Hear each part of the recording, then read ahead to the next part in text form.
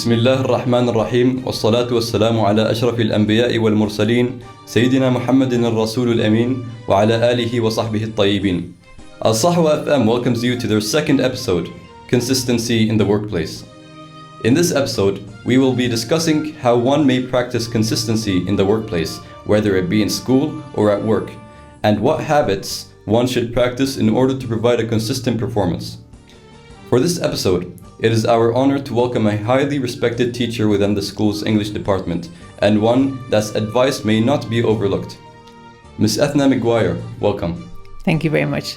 When consistency is brought up, we often think about hard work, sweat, and a tiresome job, which at most times isn't the extent in which the word is meant to be used.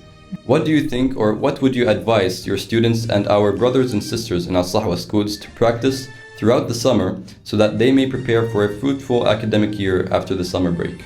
Okay, throughout the summer you have a lot of time to just relax because you've had a very tough year or a very tough few years. So you need to take time to relax, but also you need to have the balance between relaxation and doing a little bit, but regular. For example, grade 11s are going to grade 12, which is a very pivotal year. They need to, first of all, decompress for at least 2 weeks after, just like a teacher does. And then you need to do a little, but often. Maybe 2 hours in the morning, 2 hours in the afternoon, and that's it. So do you think this plan should be a daily plan or a weekly plan? That depends on your family and what you're doing. For example, if you want to do it daily, you will get ahead of the curve, by all means. But you also have to balance. It is pretty much a tightrope walk. You're balancing between your family and basically, essentially, your career, what you want to do once you finish grade 12. Once you're done with it. Yeah, your family will always be there, yes. Of course. No problem. Yeah. But you do need to see them in summer as well, because they want to see you. Obviously, we're in the house with them.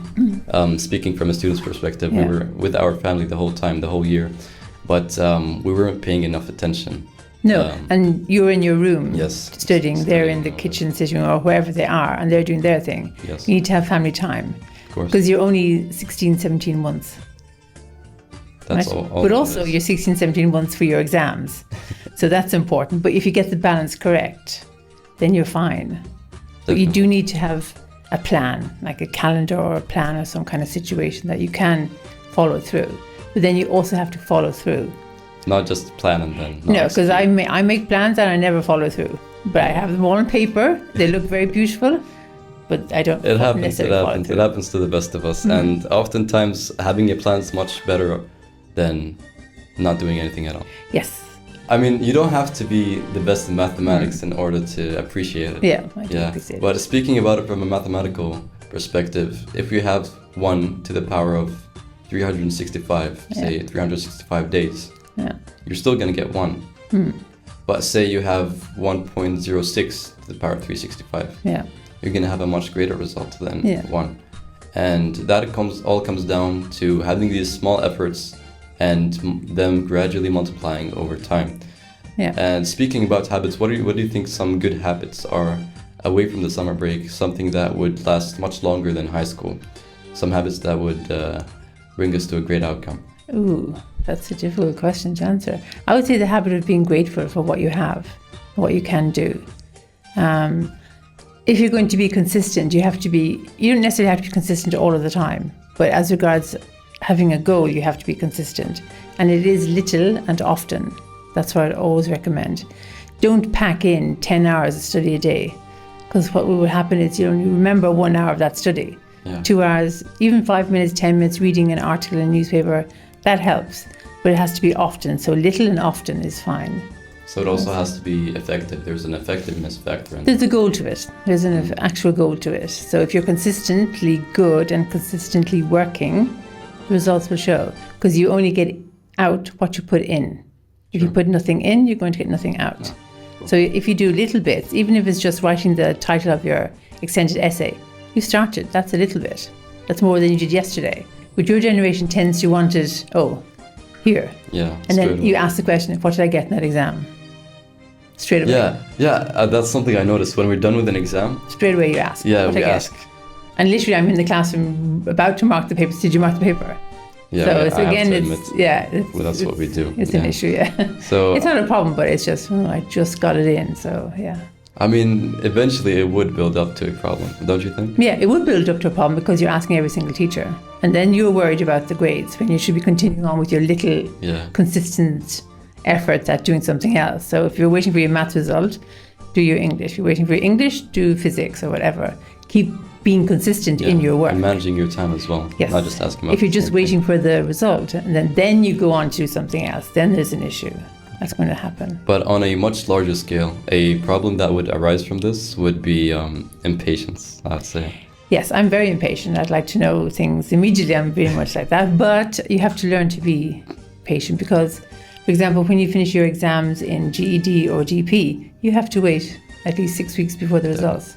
A lot of time. At least 6 weeks. And that's a very strenuous, stressful 6 weeks. Yes. At the beginning, no. But then week 3, week 4... when these results come out, you get very stressed. Yes, so, a lot of paranoia will take place. Yeah. But if you've done the work and you've been consistent in DP1, DP2, GD1, GD2, or wherever it is, you'll get the results. Never compare yourself, which is nearly impossible to do. I compare myself to other teachers. It's an ongoing, lifelong thing. Yes. You do it automatically. I can say that we're competitive beings, yes, in a we sense, and we always want to strive for being the best. Yeah. But it's... Pardon? Yeah, that makes you your own worst enemy. Your own worst enemy, within a sense. Yeah. And in the bigger picture, it's not really worth it. No. Because it's not them that's being benefited from that.